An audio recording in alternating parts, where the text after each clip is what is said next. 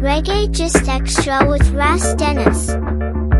The day reggae artists got into a physical altercation which resulted in Jah Cure allegedly pulling a knife on Fantan Mojah, one can only imagine what was running through Fantan Mojah's mind at that moment. Heather Brewer, an American writer, once said a betrayal of a friend is the worst pain in the world that goes beyond the physical, even further beyond any other emotional pain one can feel. Despite having a hit together, Fantan Mojah in a controversial video accuses Jah Cure of pulling a knife on him and then demanded a public apology. But I never expect the kid to do that something there. Back a knife on your friend. According to experts, any kind of betrayal is mostly a part of the character of the person, and with mere apology, it just won't necessarily change anything. This is the story of Fantan Mojah and Jah Cure with Ras Dennis.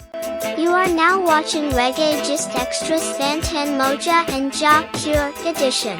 Although this incident happened a couple of years ago, but somehow it reverberated a similar incident in the Netherlands which resulted in Jah Cure getting sentenced to 6 years in prison. You might be tempted to ask, did karma come for Jah Cure? Recall that Jah Cure, whose real name is Signature Alcock, was acquitted of an attempted murder charge, but convicted of the lesser offense of attempted manslaughter on March 22, 2022 in relation to the stabbing of a promoter over unpaid money in October 2021. Kindly subscribe to this channel, like, share, and most importantly hit the notification bell to be the first to watch our next video. A quick look at the story. Fantan Mojah said he was standing at Capleton's gate when Jah Cure approached him, and heated words were exchanged. The incident threatened to erupt in physical violence, and there was a rumor that a knife was introduced during the squabble.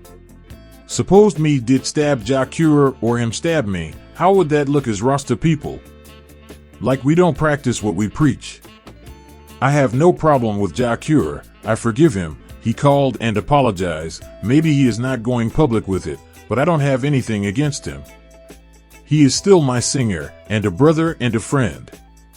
He is a real youth, but I never expected that from him. Cure no say me is 3 times as bad as him if our physical we a take it.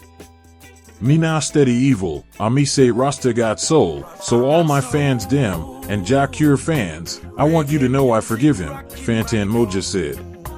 Fantan Mojah claimed that the incident was sparked when Jah Cure approached him and accused him of disrespecting the singer. The incident reportedly had its genesis in an earlier conversation during which Fantan claimed that a certain booking agent and manager had said disparaging things about him to a promoter. However, at the Reggae Sumfest stage at Catherine Hall in Montego Bay on Sunday morning, both Jah Cure and Fantan Mojah shook hands and hugged on stage, putting an end to their short-lived feud, which reportedly had at one point threatened to become violent.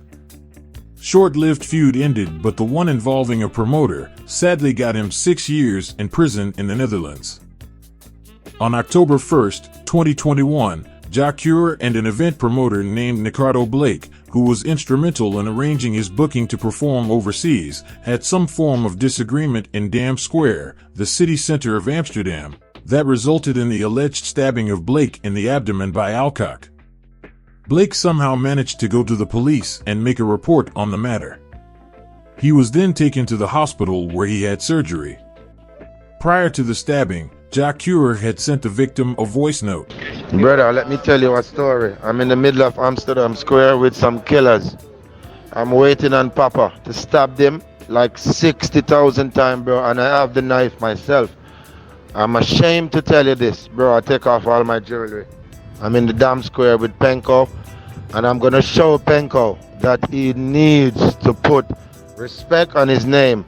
My brother, this is stupid what I'm telling you, but believe me to God, if Papa shows up here, you will hear the news and someone will be here to make the video.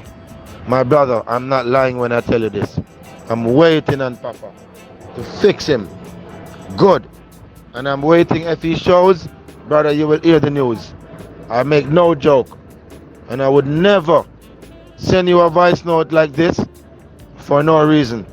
I'm not here to make a comedy show, bro, or a movie, but I'm here to start a real live show.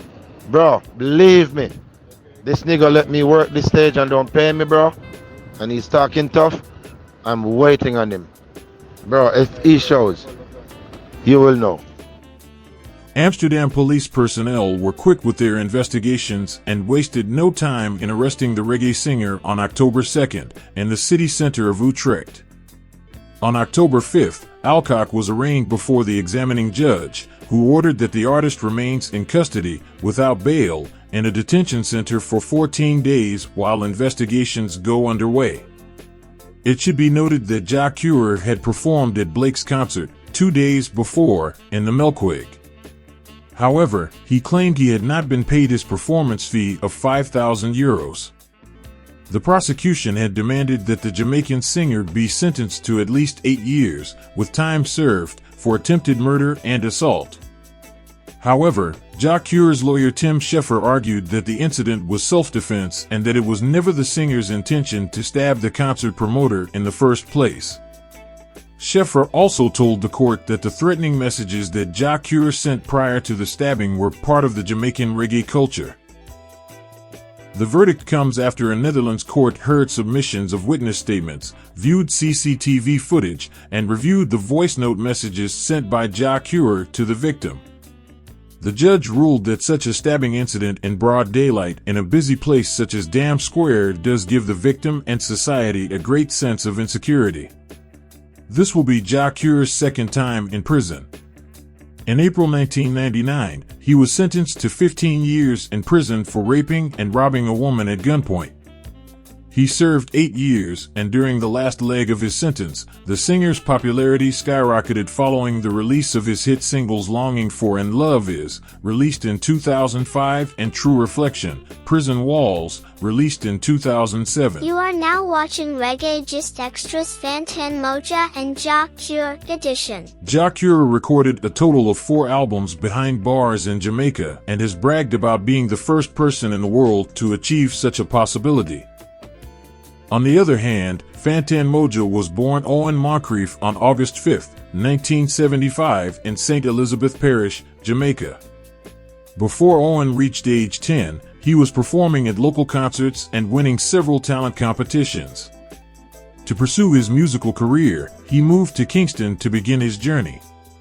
He initially worked with the traveling sound system Kilimanjaro and performed songs during sound checks. During that time, he called himself Mad Killer after dancehall DJ Bounty Killer, but he soon realized that he wanted his music to take a more positive tone. In 1997, Owen decided that he wanted to be known by a more spiritual and positive name.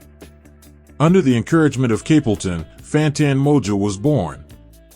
After being exposed to the Rastafarian movement, Fantan's outlook on life changed and his music excelled. The rest, they say, is history.